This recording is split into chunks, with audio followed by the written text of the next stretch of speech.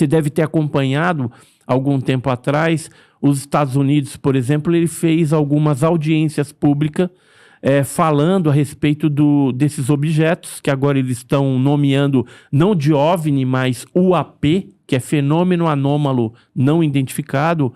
Num primeiro momento era fenômeno aéreo não identificado, mas como você tem o OSNI que entra dentro do mar, sai também, outros tipos de fenômenos, então eles colocaram fenômeno anômalo não identificado. Criaram lá um escritório, e o que aconteceu mais recentemente foram denúncias feitas por ex-funcionários da inteligência norte-americana, que é o David Grush, e também alguns pilotos da Marinha norte-americana que estão denunciando o governo de acobertar, de ocultar da população naves que eles resgataram, naves inteiras, pedaços de naves e corpos não humanos também. A NASA sempre negou, mas a gente sabe que ela sempre investigou esse assunto também, mas clandestinamente, mais acobertadamente. Mas neste ano de 2023, ela já veio 2 vezes publicamente tocar nesse assunto polêmico aí, mas que gera, segundo os parlamentares lá do Congresso Nacional Norte-Americano, uma certa animosidade. Uma certa insegurança.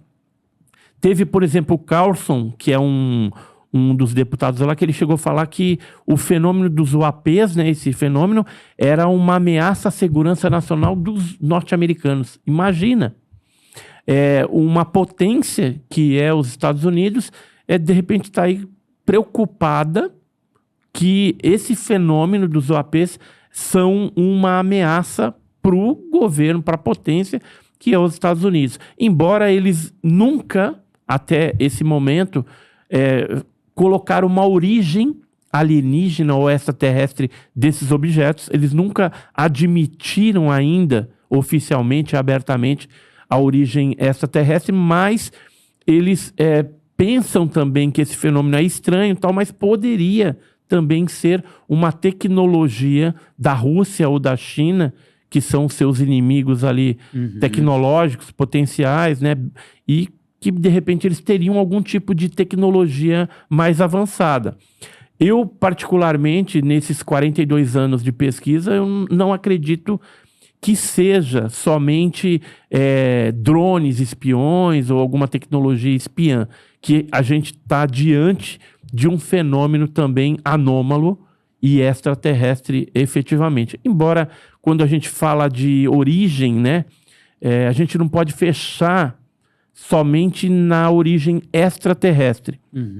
Porque existem outras conjecturas, outras hipóteses, que esse fenômeno poderia vir de outras dimensões ou, de repente, vir de bases subterrâneas, né? Cavernas, regiões onde você tem algumas protuberâncias dentro da crosta terrestre, onde eles usariam temporariamente ou como uma base de operações estratégicas. E não só isso, o mar também, ele pode ser um local, já que existe um grande número de casos relatados de objeto entrando e saindo de dentro do mar, entrando e saindo de dentro de rios, grandes rios. Por exemplo, a gente tem aqui o rio Tocantins, né?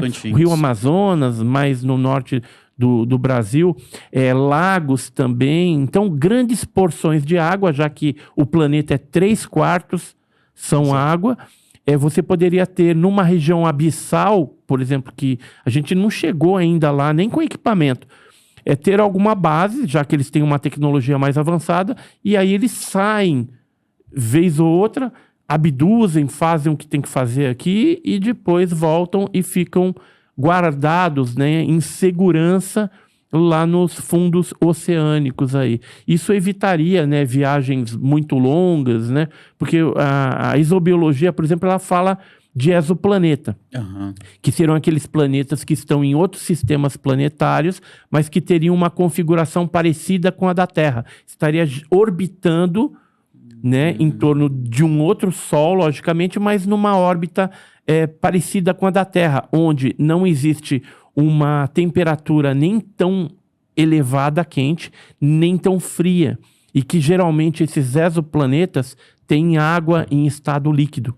Só essas condições por si só já gerariam algum tipo de vida, né? Porque o Criador, ou Deus, ou como queira se falar, ele não colocou vida somente na Terra, né? Os estudos rabínicos, por exemplo, eles falam de 1.500 mundos, e quando você fala em mundos dentro da raiz hebraica, são mundos que têm vida nele também, né? Então, a Terra seria apenas um dos mundos,